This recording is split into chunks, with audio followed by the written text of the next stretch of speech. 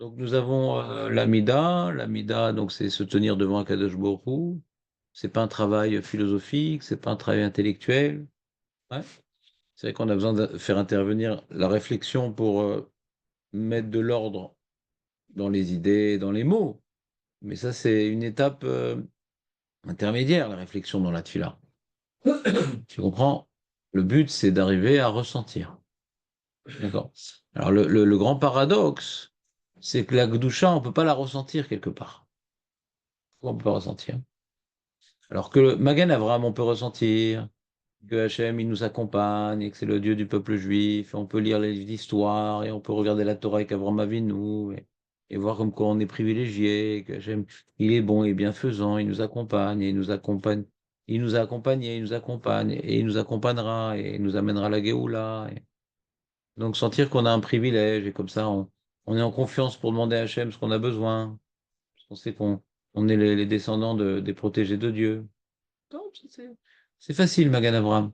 On avait du temps à l'expliquer parce que il y a beaucoup de passages qu'il faut justifier et comprendre leur complémentarité, et d'où on les tire des versets, et qu'est-ce que ça exprime bien précisément. Mais l'idée, avec un peu de recul, c'est pas trop difficile. D'accord? La deuxième bracha, à Tagibor aussi, c'était pas très difficile. C'est-à-dire on a mis en avant une notion qui n'est pas développée dans la première bracha, qui est, on parle plus du Ham Israël, on parle de la relation avec avec le monde. Nous aussi, mais le monde, essentiellement. Le monde. Que Hachem, il a dans sa main le monde, Tagibor les Olam, en permanence. Quelque chose de permanence, les Olam. C'est Mechadesh Betuvo, Bechol Yom Ma'is Bereshis. Permanence. C'est la vitalité, je ne sais pas si on peut dire comme ça, mais la vitalité divine, elle irradie chaque particule en permanence. D'accord? Est-ce qu'on a ressenti de la chose? Euh, euh, c'est vrai que c'est un peu philosophique, mais ce qui est intéressant, il faut placer notre concentration non pas sur l'idée qui est un petit peu abstraite, ouais, abstraite un petit peu l'idée, mais plus sur la confiance, l'espoir, voilà, l'espoir. Il n'y a rien de mort, quoi. Les Chayem Etim. Le malade, le prisonnier, ouais, le brisé. Il n'y a rien de mort, quoi. Donc c'est un deuxième point. Premier point de Magan Avraham, on est les privilégiés, Hachem il va nous aider, Hachem il va jamais nous abandonner. Et tant qu'on est accroché au Ham Israël, alors Hachem il est accroché à nous. D'accord? Deuxième point, hein, c'est pas uniquement qu'Hachem veut m'aider, c'est pas qu'Hachem il m'aime, c'est que en plus, il n'y a pas de quoi désespérer. Rien n'est impossible. À Tagibor, c'est rien n'est impossible. D'accord? Rien n'est impossible. Déjà, le lait naturel, bon, bah, elles sont dans ses mains et tellement dans ses mains que bah, il peut les arrêter, il peut les changer, il peut. Ouais. C'est pas qu'on prie pour qu'il y ait des nissim. C'est qu'on reconnaît que tout provient d'Akadosh Baruch Hu, donc rien n'est impossible. D'accord? On a vu que prier pour les nissim, c'est embêtant et tout. Ça s'appelle Tfilat Shav, quand tu pries après avoir prélevé, après avoir comptabilisé tes grains, etc., ton tas de blé, alors tu peux plus prier qu'il y ait la bracha dans ce tas. Parce que la bracha, c'est quand tu sais pas ce que tu as. Hein, dans ce tas. Mais quand tu sais ce que tu as, c'est un peu lourd après, mais quand tu sais un peu ce que tu as, alors tu peux plus prier qu'il y ait une bracha dans ce tas. Vous comprenez ou pas? Donc on ne nous demande pas de prier pour les miracles. Bien qu'on sait que tout est miracle et même que les lois naturelles, c'est un miracle.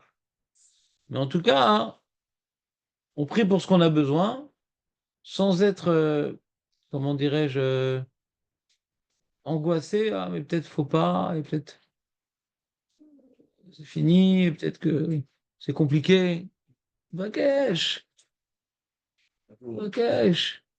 Donc non seulement il veut donner, en plus il peut donner. Et à Takadosh, c'est plus compliqué. Parce que la Gdusha, ça veut dire, c'est-à-dire que ça dépasse notre entendement, c'est Nivdal, c'est ouais.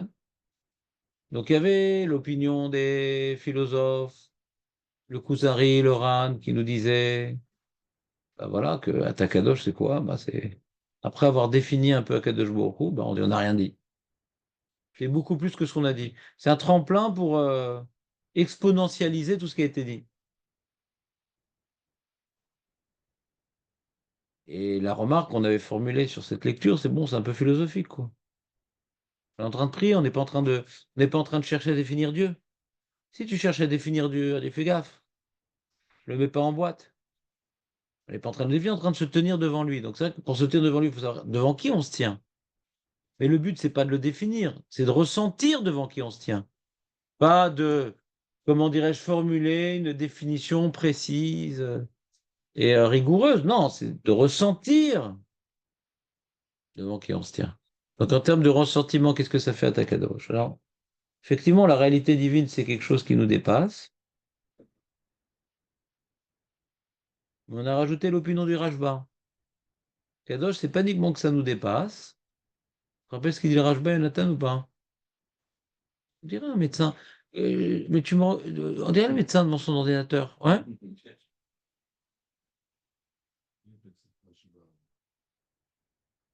Vous avez tout oublié, les mecs? Le Rashba, pas le Rashba? Hein? Non, mais on l'a répété 15 fois. Bon, je vais faire une commande groupée de Memo Boost. S'il venait, comment il s'appelle? Il se serait rappelé. Non, non. J'ai entendu plusieurs fois, mais il est plus là. C'est qui Shalom? C'est pas un monsieur Non, c'est un mec que quand il partait, je crois que je lui disais Shalom. Ah, ouais. J'en ai tout plein des comme ça. Et non, c'était Michael Serroussi. Hmm. Parce qu'il révise. Hmm. Il a compris que la tuila, hein, c'est pas juste pour passer un bon moment le vendredi matin. C'est pour l'utiliser pendant la semaine. Donc il révise. Et il est impressionnant, à chaque fois que je pose des questions, paf, paf, paf, paf, paf. Il n'est pas plus génial que nous, mais génial, c'est pas de naissance. Génial, c'est de trouver des méthodes pour s'en sortir. Hmm. Pas de naissance. Les génies de naissance, c'est rare. La plupart des génies que nous connaissons dans le monde, c'est qu'ils ils commettent des erreurs et ils en tirent des leçons. Et nous, la plus grande erreur dans le limoud, c'est de ne pas réviser. La question, c'est quand est-ce qu'on va en tirer la leçon? Les gens, qu'est-ce qu'ils vont? Ils vont à des cours, et puis ils vont à des cours, et puis ils vont à des cours, et puis ils vont à des cours. Au lieu de réviser le cours qu'ils font, ils s'éparpillent. Donc, ils savent plein de choses, mais de manière éphémère et de manière imprécise. Donc ça, c'est la plus grande ségoula pour finir ignorant. Mais ignorant en ayant un peu de connaissances générales. Et comme le but des connaissances, c'est de passer à l'acte, et de savoir la lacha, de savoir la kavana, donc les connaissances imprécises sont inutiles. Les connaissances imprécises et floues dans le judaïsme sont inutiles. Inutiles. Dans la lacha, c'est inutile parce qu'il faut savoir, moutar ou assour. Et dans la shkafa, c'est pour passer à l'acte quand tu as une épreuve, quand tu veux prier, quand tu as un truc. Donc tu veux savoir précisément. Donc dans les deux domaines, si on ne révise pas, bon, ben, ça pourrait être pire d'étudier sans réviser que de ne pas étudier. Parce que le mec, il croit savoir. Et donc il va passer à l'acte de manière erronée. Des fois, c'est pire. On dit que le Talmid Racham qui se trompe, son erreur, c'est comme un méside. Parce que comme il a étudié, il aurait dû réviser. Et son erreur, elle est comme méside. Alors que le Hamaret, qui n'étudie pas, bon, ben, c'est une erreur, c'est choqué. Quand on a étudié un sujet et qu'on l'oublie, c'est méside. T'entends ou pas? C'est engageant, hein? Mais c'est pas un sujet qui nous parle aujourd'hui. Avec TikTok, les réseaux sociaux, la télé, le machin. Les gens, ils vivent au jour le jour, s'asseoir, réviser, faire des fiches, faire des trucs. C'est plus du tout à la mode. Plus du tout à la mode, ce truc-là. Les gens n'ont plus la notion d'effort. Quand ils viennent un jour, c'est déjà magnifique. Ils se déconnectent de leur Internet, ils se déconnectent de leur lourdeur. C'est déjà magnifique. Tu veux dire, en plus, venir et réviser. Mais t'es fou, quoi, regarde, plus je parle de... Il y a presque plus personne qui vient à mon chiot, regarde. Non, mais c'est vrai que c'est compliqué de réviser le vendredi, le cours le vendredi. La semaine, c'est facile. Ah Mais bon? le vendredi, c'est compliqué. Non, non, de réviser le cours du vendredi, pardon. Pourquoi? Parce que si c'est beaucoup d'idées généraux, donc c'est compliqué. Oui, mais souvent, je donne des feuilles en plus. Réécouter oui, mais bon, c'est longtemps qu'on n'a pas écouté le cours le vendredi. Faut que je vous donne des feuilles.